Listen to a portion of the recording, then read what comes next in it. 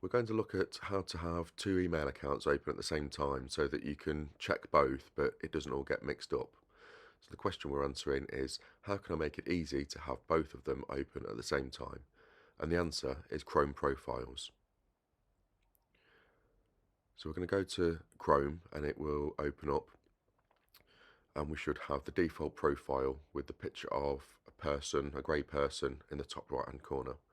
First of all, we're going to customize that so that it's distinctive and we know what we're doing. We're going to call it the main profile.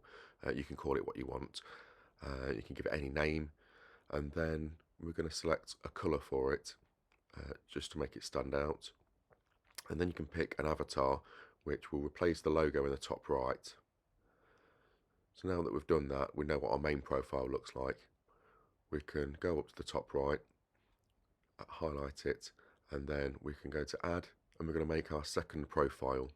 And we could use a Google account, but we're going to sign in without an account. We're going to give it a name and a colour and a different avatar, so these are going to look completely different.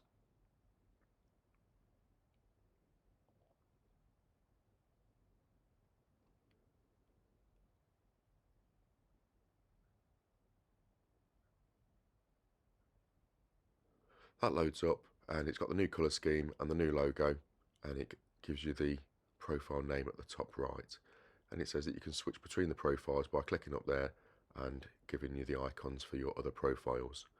You'll also see at the bottom that you've got a Chrome icon that's got your profile avatar over it, so you can easily flick between the two windows and know whether you're going to be working on one profile or the other.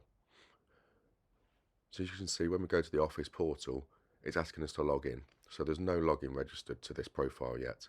Whereas if we go back to the main profile, the profile that we've already been using to check our main email account, and we go to the Office portal, it's already logged us in. So we know that those two windows are completely separate. If I go to the top right, it'll show us that we're logged in as demo@gsks.co.uk. So we'll go back to the second profile, and we're going to log in to a completely different account, a different organisation, but it's still using Office 365. So I'm going to put my username in, and then I'll put the password in. And if it's a shared computer, we're not going to save it, but on this one nobody else can access it, so we're going to make it nice and convenient. Now you can see that we're logged in, and I'm going to open up my emails, and there's no emails in there, so I'm all up to date. And I can go back to my primary email account and check my emails at the same time, so I'm not having to log in and out each time. And I can even put the windows side by side and check them at the same time. We can open up the calendars and compare the calendars to make sure that we're free if we need to book something in or to see what's going on.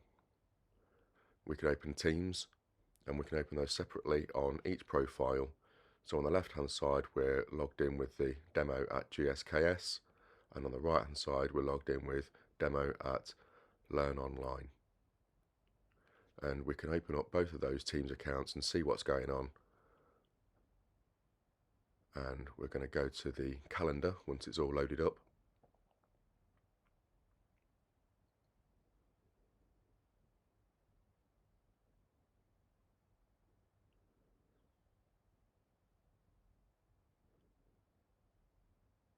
And here we can check that there's nothing overlapping or nothing that we're missing out on the calendars.